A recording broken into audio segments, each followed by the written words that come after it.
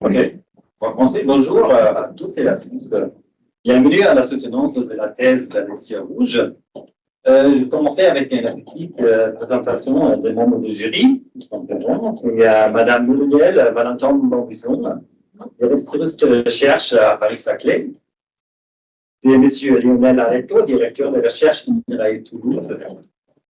C'est en visio Mme Judith Wirth, directrice de recherche à Agroscope Changeant en Suisse.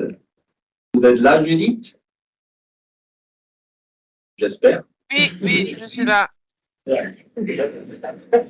Monsieur Stéphane Détourdonné, professeur à l'Institut Agro de Montpellier. Ensuite, on a les encadrants, c'est Monsieur Jean-Philippe Guillemin, professeur à l'Institut Agro du Jonc, qui est directeur de thèse. C'est bien, également Monsieur Stéphane Cordeau, qui est chargé de recherche et de rédiction. Directeur. Comme invité, co-encadrante invité, on a Mme Delphine Moreau, directrice de recherche et de rédiction. Moi, je suis directeur d'école, professeur à l'Université de Lyon. OK, donc ça va maintenant marcher comme suit. Donc, on va avoir une petite présentation de Madame sur ta thèse. Et ensuite, on va avoir une discussion ensemble. Je vais donner la parole au membre du jury. Voilà. À mon tour. Bon, merci d'être présents, aussi nombreux. Désolée pour ceux qui sont debout. Bienvenue à ma soutenance de thèse, mon travail de ces 3 dernières années, qui a porté sur la régulation biologique des adventices par les couverts d'interculture, pour tenter d'en identifier les déterminants et quantifier leurs effets à différentes échelles temporelles. C'est un travail que j'ai mené à l'UMR Agroécologie, sur le site de l'INRAE de Dijon, et sous l'encadrement de Jean-Philippe Guillemin, Stéphane Cordeau et Delphine Moreau, ici présents. Cette thèse, je l'ai menée aussi dans le cadre de mes fonctions au ministère chargé de l'agriculture. Et donc, je remercie le jury aujourd'hui d'être présent et d'avoir accepté d'évaluer mon travail de thèse. J'espère que vous apprécierez ma présentation. Utilisez ça. Du coup, mon objet d'étude, c'était les adventices, plus communément appelées mauvaises herbes, c'est-à-dire toutes les plantes qui croissent sur la parcelle mais que l'agriculteur ne se propose pas de cultiver. Ça peut être par exemple des coquelicots dans une parcelle d'orge, du vulpin dans du blé, et des exemples d'adventices comme ça, il en existe une grande diversité, avec des formes variées, des caractéristiques biologiques variées, de forme, de taille, de comportement. On en recense pas moins de 1200 espèces sur les parcelles cultivées en France. Et parmi elles, 220 sont plus communément trouvées.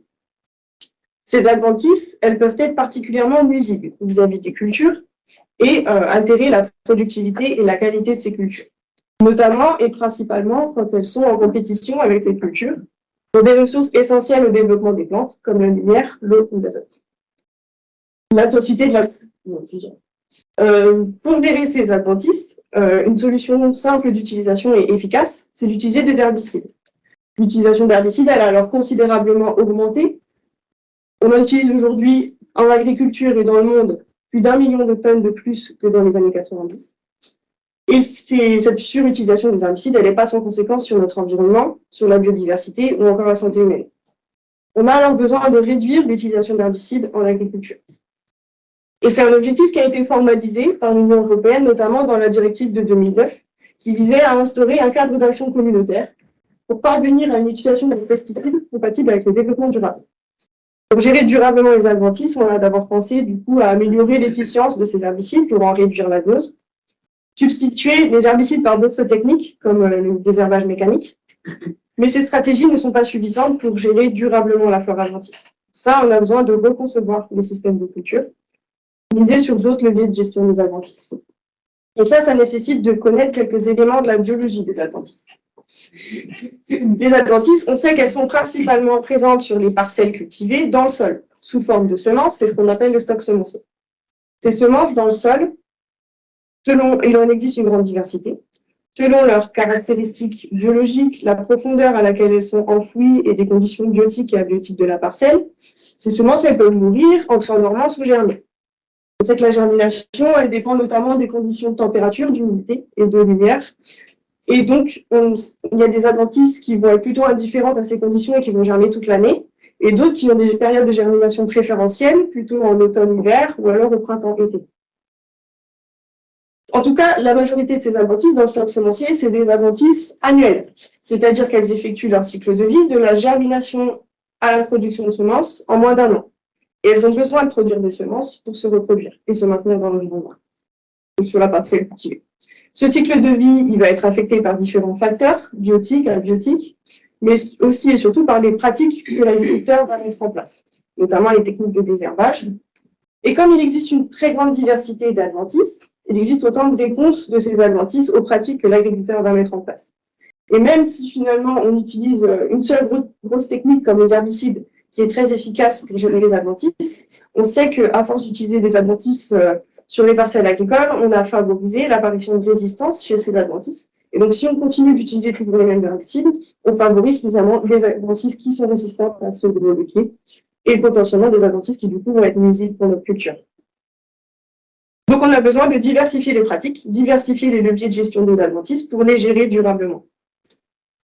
Et c'est ce qu'on appelle du coup le concept de gestion intégrée des adventices, c'est-à-dire utiliser et combiner divers leviers de gestion des adventices à effet partiel, puisqu'aucun d'entre eux, pris indépendamment les uns des autres, ne pourrait atteindre l'efficacité d'un herbicide aujourd'hui. Et donc ces leviers, c'est des leviers par exemple de prévention, donc qui vont plutôt agir sur le stock semencier des parcelles pour tenter de le réduire. Donc on a par exemple la diversification des cultures, alterner des cultures d'hiver et cultures de printemps pour éviter de favoriser des adventices qui germent plutôt à l'automne-hiver ou des adventices qui germeraient plutôt au printemps-été. On peut aussi éviter la germination des adventices en même temps que notre culture. Donc, par exemple, si on a un mulch à la surface du sol, on sait que ce mulch, donc des résidus de culture ou de couverts, peuvent réduire altérer la qualité de la lumière qui est transmise au sol, réduire les variations de température à la surface du sol et du coup perturber, voire inhiber la germination des adventices. Et si malgré tout les adventices arrivent à s'installer dans la culture, on peut jouer sur des leviers d'atténuation, qui visent à atténuer la nuisibilité des adventices vis-à-vis de la culture, comme par exemple utiliser une culture compétitive ou associer des cultures. Et donc parmi ces leviers, on a des leviers qui sont plus de l'ordre des leviers biologiques, qui sont utiles pour la gestion agroécologique des adventices. La gestion agroécologique des adventices, c'est utiliser les régulations biologiques, c'est-à-dire les interactions qui existent au sein des agroécosystèmes, et qui favorisent la régulation des bioagresseurs. Donc, pour les adventices, par exemple, le bioagresseur adventice, on sait qu'on a différents processus biologiques qui permettent de réguler les adventices dans les agroécosystèmes. On a par exemple la compétition pour les ressources. Donc, la compétition, elle a lieu entre deux plantes quand elles doivent partager une ressource disponible en quantité limitée, dans un même espace et en même temps. Donc, l'intensité de cette compétition, finalement, elle va dépendre des besoins des plantes et de la quantité de ressources qui est disponible. On connaît aussi un autre processus biologique de régulation qui est l'allélopathie. Même s'il est très peu démontré au champ, on ne nie pas son existence. Donc ce phénomène, en fait, c'est des plantes vivantes ou mortes qui libèrent des substances chimiques dans l'environnement qui peuvent perturber, voire inhiber la croissance d'autres plantes. D'autres mécanismes comme la prédation peuvent aussi avoir un effet sur les adventices. On a des insectes sur les parcelles, par exemple, comme les carabes, qui consomment des graines, potentiellement d'adventices. Et puis, les champignons phytopathogènes peuvent aussi réguler les adventices en nécrosant les plantes. Et donc, ces parasites, ils sont favorisés notamment quand on a une modification du microclimat à la surface du sol et que le sol est plus humide. Donc, dans ma thèse, je me suis intéressée à un levier de régulation biologique agroécologique des adventices, que sont les couverts d'interculture. Pour essayer de quantifier leurs effets sur les adventices, potentiellement via tous les mécanismes que je viens de vous décrire, et quantifier les effets sur notre culture. Donc, les couverts d'interculture, ce sont des plantes que l'on cultive pendant la période d'interculture, donc entre deux cultures de rente. Contrairement aux cultures de rente, ces couverts d'interculture, ils ne sont pas récoltés, mais ils sont détruits avant le semis de la culture suivante. Donc, dans ma thèse, je me suis intéressée à des couverts d'interculture annuels qui étaient implantés entre deux céréales, donc entre une culture précédente d'hiver qui était récoltée à l'été, et les couverts étaient détruits avant le semis d'une culture de printemps ou d'été suivant, donc qui est semée l'année suivante. Ces couverts d'interculture, ils peuvent être intéressants. On leur associe notamment un certain nombre de services écosystémiques, donc des services utiles pour les humains. Comme par exemple, on sait que les couverts peuvent réduire la distillation des nitrates. On les appelle alors CIPAN pour culture intermédiaire piège à nitrates. Ces couverts, ce sont des plantes, donc elles captent des ressources et potentiellement elles peuvent les restituer à la culture suivante. On les appelle alors engrais verts.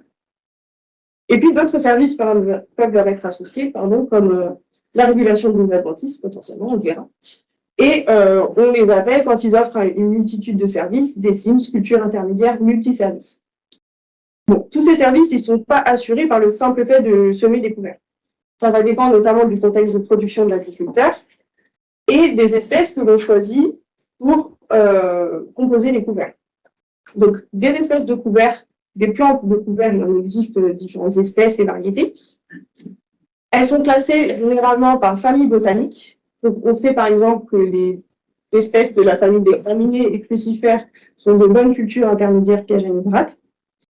Les espèces de la famille des légumineuses, quant à elles, ont la particularité de pouvoir fixer de l'azote atmosphérique en symbiose avec une bactérie du sol et donc ont un bon effet engrais vert.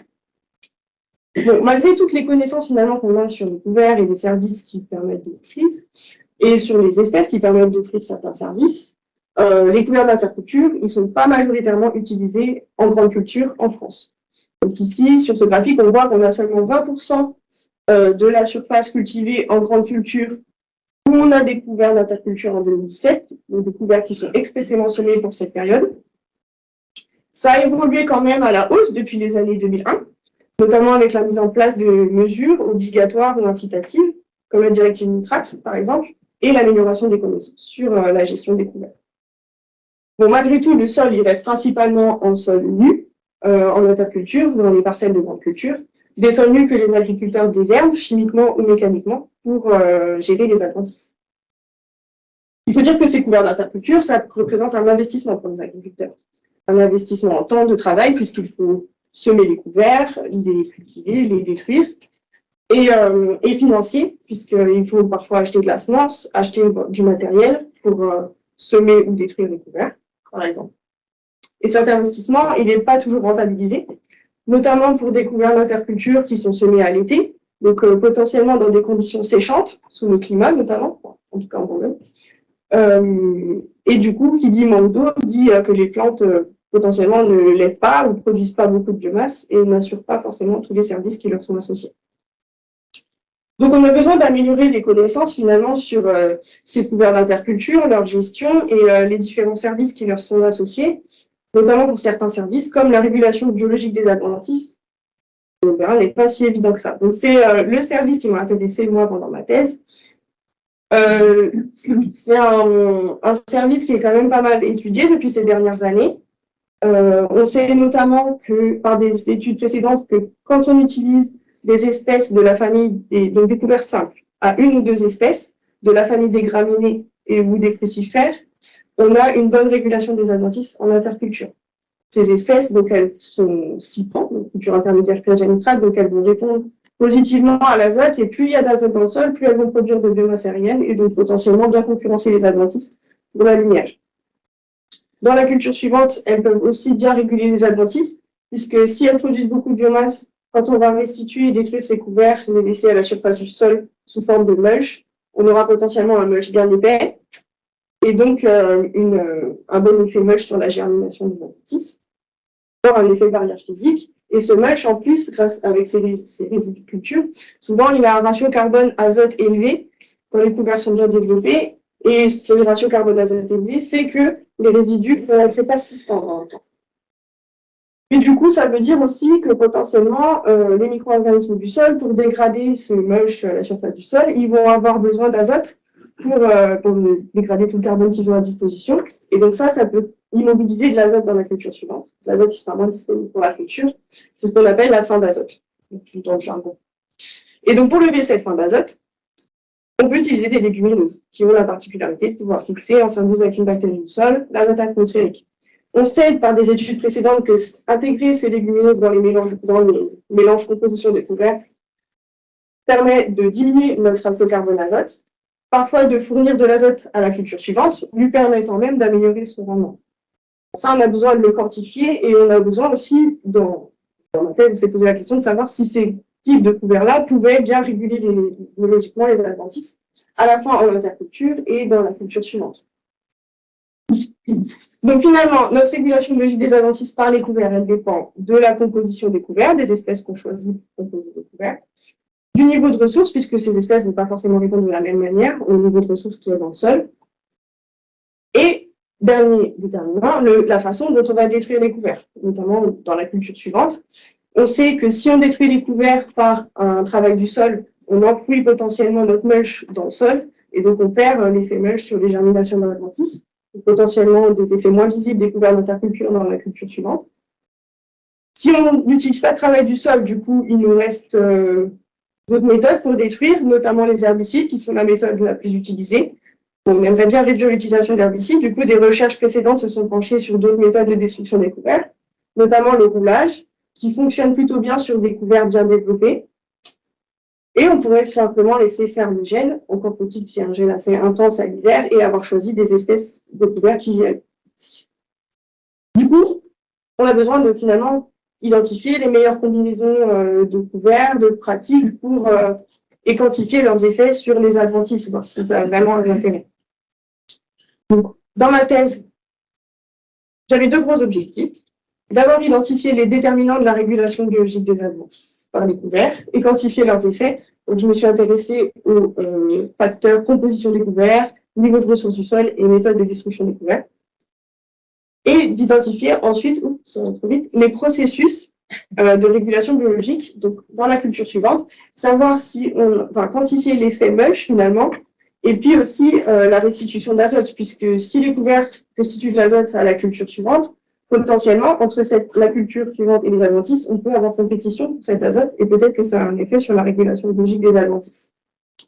Donc on a cherché à démêler ça, et on a fait ça à différentes échelles temporelles. Donc, en interculture, dans la culture de printemps suivante, dans une deuxième culture suivante, qui était en fait une culture d'hiver qui prenait place l'année suivante, puisque si les couverts d'interculture rédigeaient bien les adventices en interculture, donc à l'automne-hiver, potentiellement sur des adventices qui germaient à cette période-là, et qui régulent bien les adventices dans la culture de printemps suivante, donc des adventices qui germent à cette période, potentiellement dans la culture de l'année suivante, on aurait pu s'attendre à avoir moins d'adventices, et c'est ce qu'on a voulu tester, puisque ça n'avait encore jamais été fait. Et puis, on a aussi testé finalement les effets des couverts d'interculture dans une rotation culturelle. Donc, les questions de recherche qui étaient associées à ces deux gros objectifs.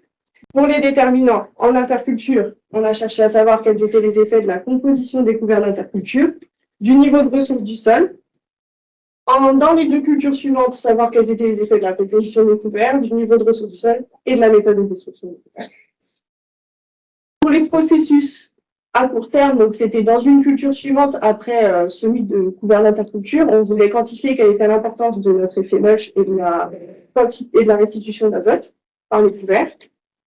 Et à plus long terme, on a utilisé une expérimentation qui a pu être découverte dans une plantation, comme je vous le disais, et on a testé les effets des couverts, cette fois-ci uniquement médiés par le sol, sur la compétition entre la culture suivante et les adventices.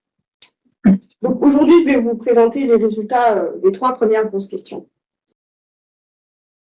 Donc, pour répondre à ces questions, j'ai utilisé dans ma thèse et mis en œuvre différentes expérimentations au champ. Donc, dans les expérimentations au champ, on a supprimé des pratiques qui sont connues pour masquer les effets des couverts d'interculture parce qu'on voulait vraiment maximiser les effets liés à nos couverts d'interculture et pas observer des effets liés à d'autres pratiques pour quantifier les effets des couverts d'interculture. Donc, on a mené nos expérimentations sans travail du sol et dans les cultures, on n'a ni désherbé, ni fertilisé, ni réglé les cultures. Donc, pour les déterminants, en interculture et dans les deux cultures suivantes, une expérimentation avait été menée au champ avant le début de ma thèse, entre 2016 et 2019. Donc, elle a été répliquée deux fois, une fois entre 2016 et 2018, une fois entre 2017 et 2019. Ça consistait à faire suivre différents couverts d'interculture par une ange de printemps et un lin d'hiver. On a mis en place différents facteurs dans cette expérimentation, donc un facteur composition des couverts, avec des couverts à 2 ou 8 espèces avec ou sans légumineuses. On a comparé à un sol nu. Et on a fait varier le niveau de ressources au semis découvert par des traitements de fertilisation et d'irrigation pour mimer des conditions qui pourraient exister dans la réalité des agriculteurs, de quantité d'azote dans le sol et de quantité d'eau dans le sol. Et on a détruit ces couverts de 3 manières différentes, par brûlage, gel ou herbicide. Et donc l'idée, c'était de quantifier les effets de ces facteurs sur les variables d'intérêt. Donc on a mesuré des biomasses de couverts, de cultures et les rendements de cultures et des biomasses des adventices aussi. Donc pour la deuxième expérimentation sur les processus, celle-ci elle a été menée pendant ma thèse, donc que sur une année. Pour augmenter la généricité des résultats, on a multiplié le nombre de réplications, on a mené l'expérimentation sur 3 sites en Bourgogne. Et on a diminué le nombre de facteurs en prenant compte des enseignements qu'on avait tirés de l'expérimentation précédente. Donc, on a testé différents couverts d'interculture, des couverts avec légumineuses, 100% légumineuses, 100% non légumineuses, et l'association des deux types fonctionnels. On comparait toujours au sol nu, et on a fait varier le niveau de ressources azotées dans le sol par la fertilisation. Et ces couverts ont été broyés et détruits par herbicide. Et donc là, l'objectif dans cette expé, c'était de quantifier les processus. Donc, on a mesuré différentes variables. On a augmenté le nombre de mesures dans l'expé par rapport à l'expé précédente. On a fait donc toujours des mesures de biomasse, de nos couverts, de la culture et des adventices, dans ces deux, dans les couverts et dans les cultures. Les quantités d'azote et de carbone dans nos végétaux et les quantités d'azote minéral du sol pour quantifier l'effet qui est lié à la restitution d'azote. Et on a suivi plus en détail les adventices, notamment en termes de densité, pour voir les effets de notre mulch potentiellement sur les adventices en termes de densité et de biomasse. Donc, les résultats de ces expérimentations, ils sont découpés en 2 parties dans ma présentation. La première partie sur les déterminants et une deuxième partie sur les processus. Donc, les déterminants ici en interculture dans les 2 cultures suivantes, toujours, et les processus dans la culture suivante. Donc, on commence par les déterminants en interculture. La question de recherche, c'était de savoir quels étaient les effets de la composition des couverts et du niveau de ressources sur la régulation biologique des adventices. Donc, vous trouverez les résultats détaillés que je vais vous présenter, en fait, sous la forme d'un article scientifique qui est paru l'année dernière. Alors, effet de la composition des couverts sur la biomasse adventice. Donc ici, vous avez en ordonnée la biomasse adventice. En abscisse, les différentes compositions des couverts, donc notre sol nu ici en gris, et les différentes compositions de couverts. Donc en fait, c'était des couverts à 2 ou 8 espèces, sans ou avec légumineuses, les moins et plus. Donc ce qu'on voit d'abord, c'est que toutes nos compositions de couverts, elles ont bien réduit la biomasse adventice par rapport à notre sol nu, et qu'on a des variations de régulation entre couverts. Il y a des couverts qui réduisent plus ou moins la biomasse adventice, notamment ici le couvert à 2 espèces avec une légumineuse qui réduit les adventices à 68% comparé à notre sol nu, alors que les autres sont plutôt autour de 90, voire 94% pour les couverts à 8 espèces sans légumineuses. Donc on a cherché ensuite à relier cette biomasse adventice par la biomasse qui était produite par nos couverts d'interculture. Et ça, on a étudié cette relation en fonction de la composition des couverts et du niveau de ressources du sol. Donc, vous avez ici la relation de biomasse adventice en fonction de la biomasse des couverts. Pour l'année 2016, la première année d'expérimentation, et l'année 2017. Les différentes courbes, c'est nos différents couverts d'interculture. Et les triangles pleins et vides, c'est les niveaux de fertilisation qu'on avait mis en place au semis des couverts. Et ce qu'on voit d'abord, c'est qu'on a une relation globalement négative entre la biomasse des adventices et celle des couverts. Et que cette variation, elle dépend de la composition des couverts d'interculture. Donc la première année, on avait plutôt une bonne régulation des adventices dans tous les couverts. La deuxième année, c'était plus variable. Et ça, on a vu qu'en fait, ça dépendait du niveau de ressources azotées du sol. Donc on avait estimé notamment les reliquats azotés dans le sol après la récolte de la culture précédente. Ils étaient plutôt élevés la première année et faibles la deuxième année d'expérimentation. Et donc, en fait, c'est plutôt ce reliquat azoté qui a eu un effet sur le niveau de régulation des adventices, avec des couverts ici, avec légumineuses, donc en bleu à 2 espèces et en violet à 8 espèces, qui régulaient moins les adventices que nos couverts sans légumineuses, quand on avait un reliquat très faible. Et donc, augmenter le niveau de ressources en azote au semis découvert par notre facteur fertilisation, par contre, ça n'a pas eu d'effet sur la régulation biologique des adventices. On voit par exemple ici que Les triangles plats tirent la courbe, donc augmentent la biomasse du couvert, ici sans légumineuse, mais ça réduit pas beaucoup plus les adventices. Et puis le facteur irrigation qu'on a mis en place, je ne vous montre pas ici, mais il n'a eu aucun effet sur notre biomasse de couvert.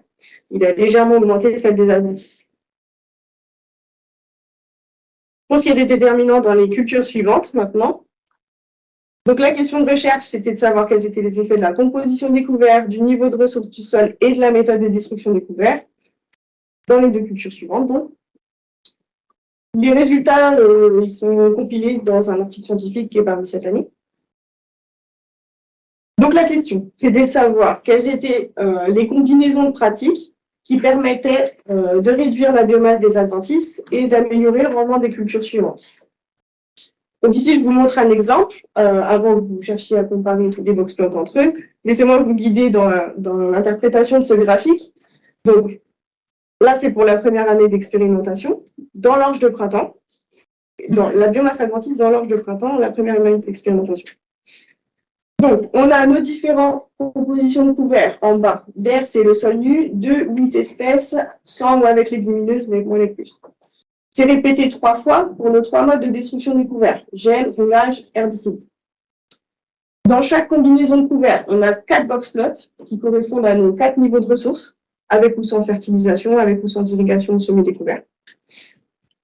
Et donc, on a cherché, pour répondre à notre question, à comparer chacun de ces box-plots. Donc là, on a 60 combinaisons pratiques. Donc, on a comparé les 59 combinaisons pratiques à une seule, qui est celle-ci en rouge, qui est la référence. Donc, c'est un sol nu sur lequel on n'a mis aucune ressource supplémentaire, ni azote ni eau, et qu'on a gelé. Autrement dit, on n'a rien fait pendant l'interculture. Et on cherchait à voir si mettre un couvert sous tel ou tel niveau de ressources, détruit de telle ou telle manière, ça permettait de mieux réguler les adventices ici dans l'orge de printemps que sur notre sol nu, on n'a rien fait.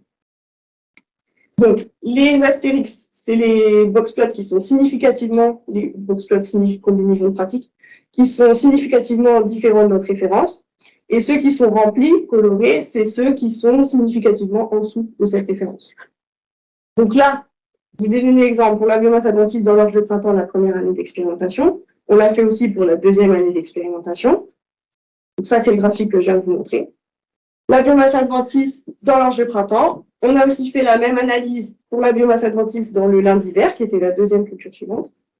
Et on a fait la même analyse pour le rendement des cultures, l'orge de printemps et lin d'hiver. Donc là, on ne cherchait plus à savoir quelles étaient parmi nos 59 combinaisons les combinaisons qui étaient en dessous de notre référence, donc qui réduisaient bien la biomasse adventice, mais celles qui augmentaient le rendement, donc qui étaient au-dessus de notre référence.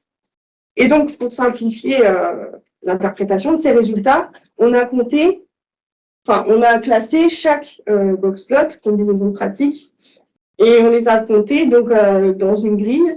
Donc ici, on a à gauche notre première année d'expérimentation, à droite la deuxième année d'expérimentation, en haut la culture d'orge de printemps, en bas la culture de lin d'hiver. Et donc on a fait des grilles avec en ordonnée la biomasse adventice, est-ce qu'elle était moins importante que dans notre référence, pareil, ou plus importante que dans notre référence. Et pour le rendement, est-ce qu'il était moins important que dans notre référence, dans nos différentes combinaisons, pareil ou plus important. Donc, si vous faites la somme, ça fait bien 59 combinaisons pratiques qu'on a comparé à la référence. Donc ça, on l'a fait pour toutes les cultures et années d'expérimentation. Donc ce qu'on voit en vert, c'est des situations finalement qui répondent à nos questions. On a bien réduit la biomasse adventice et augmenté le rendement de la culture suivante par rapport à notre référence. En jaune, on a les situations où c'était pareil, et en rouge, celles qui étaient pires, on avait plus d'adventices et moins de rendement. Dans nos différentes combinaisons par rapport à la situation où on n'avait rien fait pendant l'interculture. Donc si on s'intéresse, du coup, on a 24 combinaisons la première année dans l'orge de printemps positives. On en a seulement 3 l'année suivante. On a majoritairement finalement des combinaisons où on a fait pareil que notre référence, voire pire. Et dans le lin d'hiver, on a majoritairement des combinaisons en fait où on faisait comme dans notre référence. Pareil pour la deuxième année d'expérimentation, avec quand même un peu plus de combinaisons entre nous. Bon, ces combinaisons, du coup, c'est lesquelles? C'est principalement des combinaisons pratiques où on avait détruit les couverts par herbicide.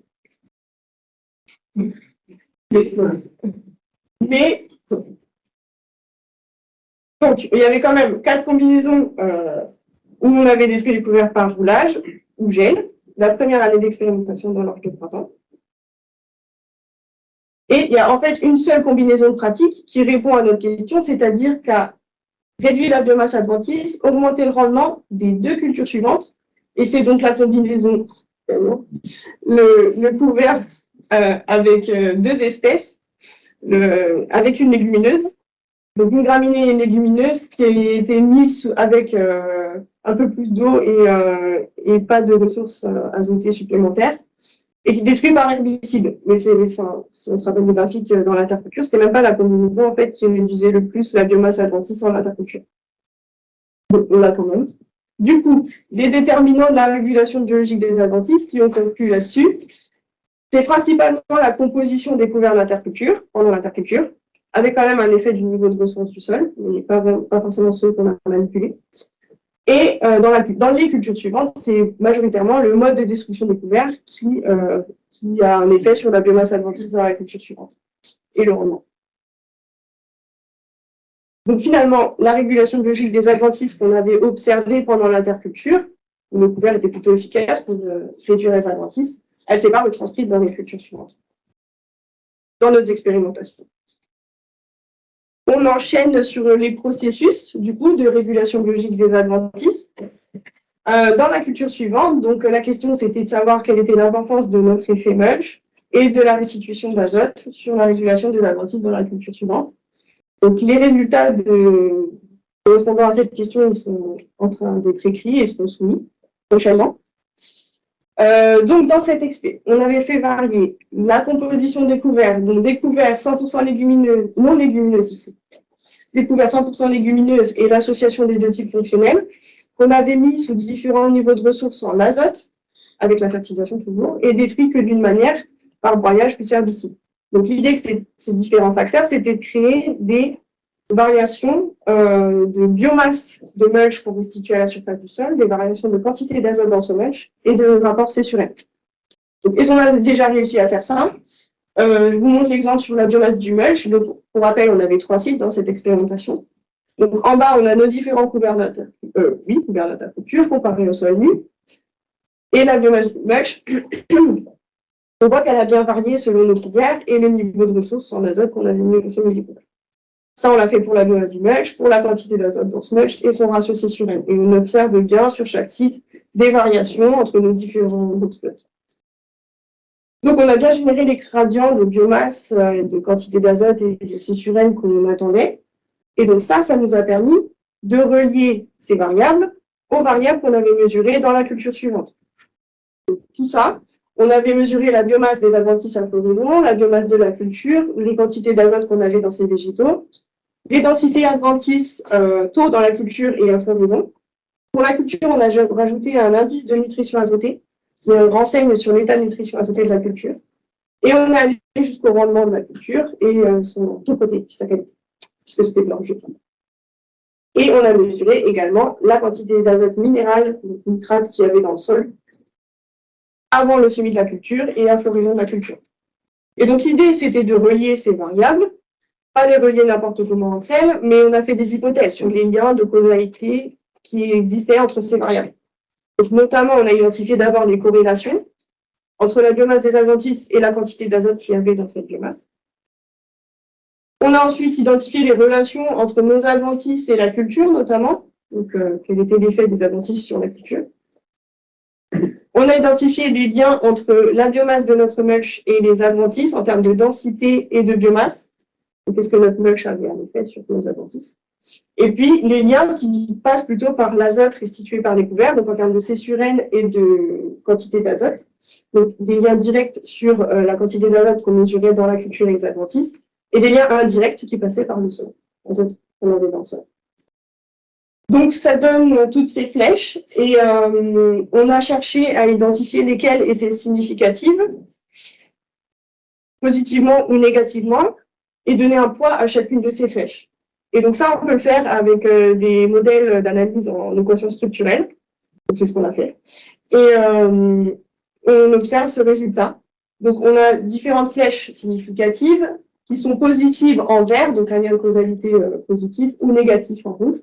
Et l'épaisseur des flèches et le nombre d'étoiles qu'on a après les chiffres, ça renseigne sur la significativité de cet effet.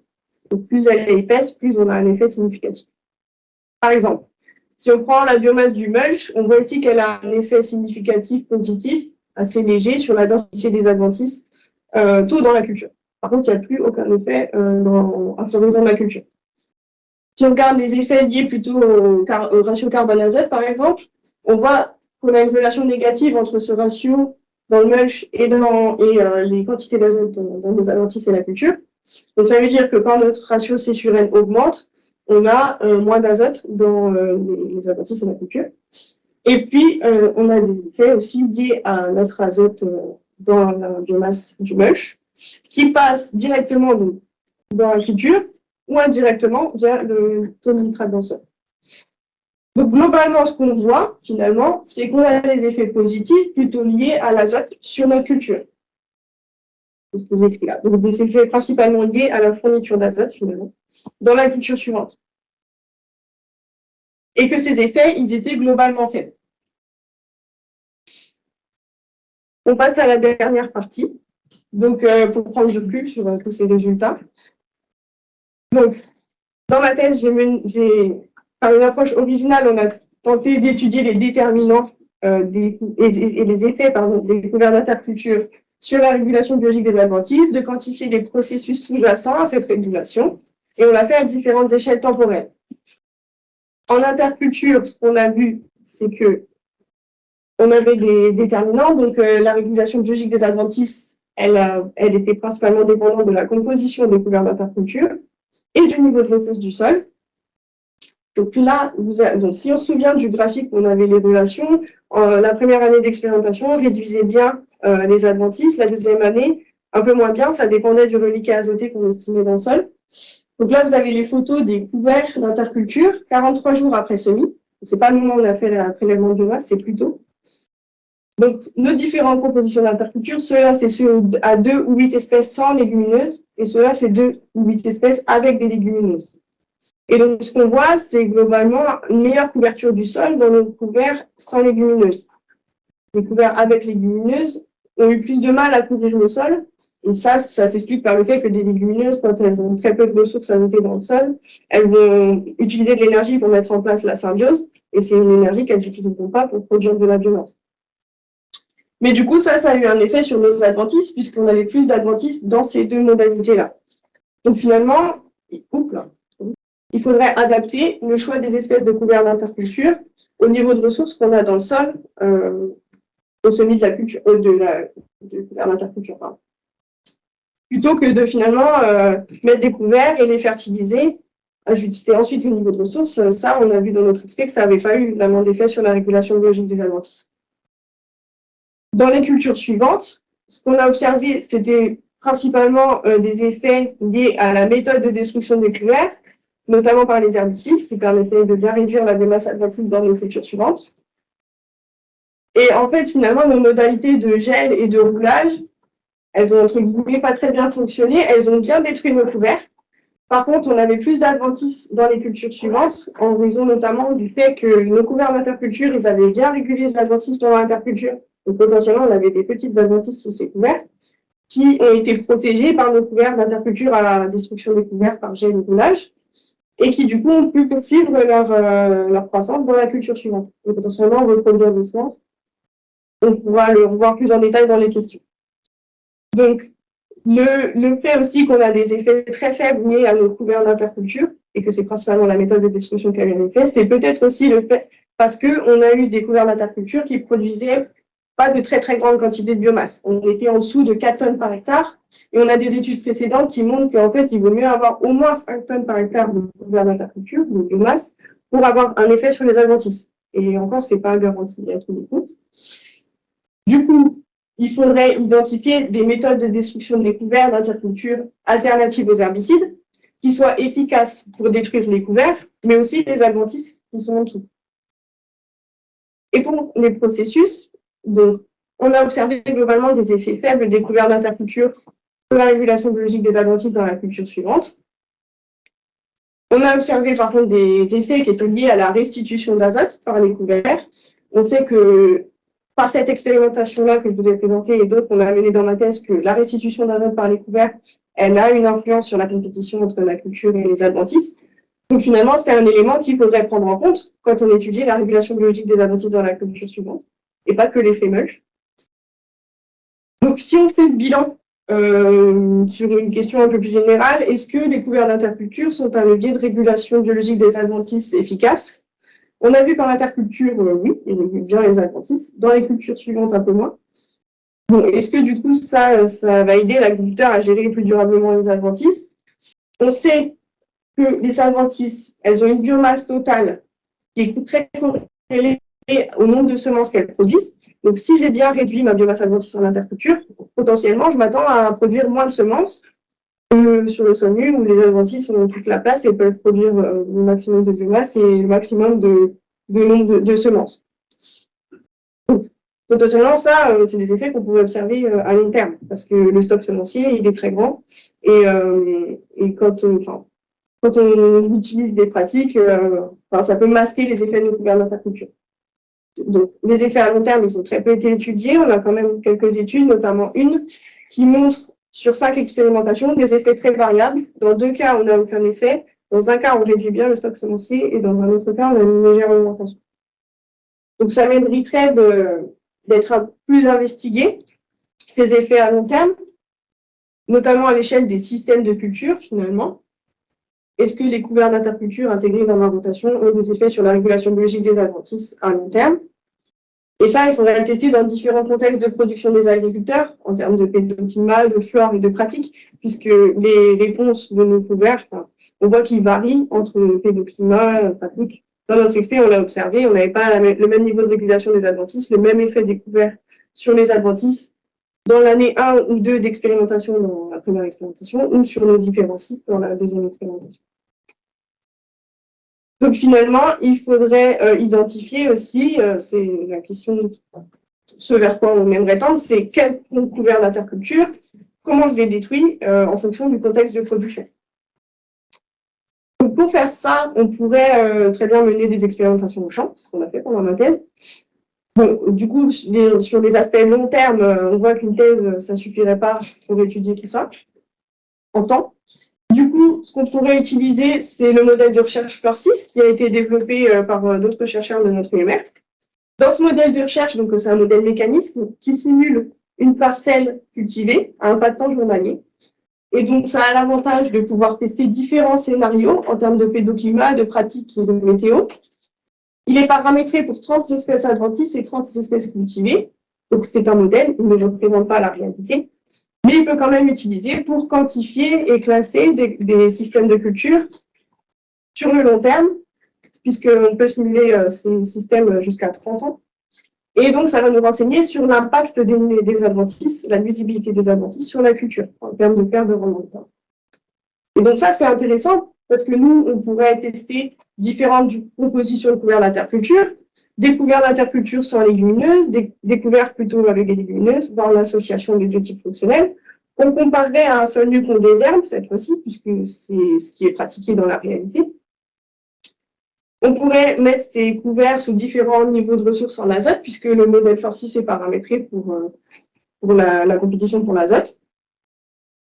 On pourrait aussi les tester donc, avec ou sans travail du sol, qui sont des pratiques très utilisées par les agriculteurs, ou avec ou sans herbicide. Et puis donc, comme je disais, dans différents contextes climatiques. Donc, par exemple, on pourrait très bien faire un plan de simulation en Bourgogne, où on aurait une rotation classique colza orge. On intègre nos différentes compositions de couverts d'interculture entre notre blé et notre orge. Et on voit les effets à long terme de ces couverts d'interculture. On les compare à la situation où on a un sol nu désherbé, uniquement ou mécaniquement. Et FLOR6 donc, pourrait classer ces systèmes de culture. Et ce qui serait intéressant de faire, du coup, c'est de prendre les meilleurs et de les tester au champ pour les tester dans la réalité du terrain et voir si effectivement c'est des bonnes combinaisons. Donc, ça permet, ces deux méthodes, elles sont complémentaires puisqu'on pourrait identifier des bonnes pratiques avec FLOR6, les tester sur le terrain et évaluer du coup le modèle avec les résultats qu'on obtiendrait sur le terrain. Donc, s'il y a des doctorants, c'est peut-être qu'il y aura une thèse là-dessus, je ne sais pas. En tout cas, pour conclure sur ma thèse à moi, on a observé des effets faibles découverts d'interculture sur la régulation biologique des adventices au-delà de la période d'interculture. Et ce, malgré la suppression de pratiques connues pour masquer les effets découverts. La biomasse découverte d'interculture, elle n'explique pas à elle seule la régulation biologique des adventices. On a aussi des effets liés aux caractéristiques biologiques des espèces découvertes qu'on a choisies, en fonction aussi du niveau de ressources qu'on a dans le sol au semi-découvert et du contexte de production des agriculteurs. Donc, et finalement, découverte d'interculture, ce n'est qu'un levier de gestion agroécologique parmi d'autres. On n'avait pas la prétention, en explorant ce levier, d'atteindre un niveau d'efficacité équivalent à celui des herbicides et dire aux agriculteurs, bon ben voilà, utilisez découvert à la place de vos herbicides. Donc il faudrait utiliser et combiner de multiples leviers de gestion des adventices. Et ça, on pourrait le simuler aussi avec Flor6. Construire des systèmes de culture fictifs qu'on testerait dans la réalité. Donc pour conclure, sur mes 3 années de thèse, c'était 3 années hyper enrichissantes et qui m'ont permis d'apprendre plein de choses, de rédiger des articles scientifiques notamment, de mener des expérimentations au champ, en serre, de valoriser mes résultats de recherche sous la forme de posters, notamment l'année dernière à Athènes, posters ou présentations orales, de partir aux États-Unis avec la bourse Fulbright, que je remercie. Alors merci à mes encadrants d'abord, parce que vous avez été formidables, et c'était un vrai bonheur de travailler avec vous. Et à tous mes collègues aux États-Unis et en France, notamment ceux qui sont dans la salle et qui ont travaillé au champ ou au laboratoire avec moi sur l'expérimentation. C'était pas toujours facile, mais c'était un vrai bonheur de travailler avec vous en tout cas. Donc merci à tous pour votre attention.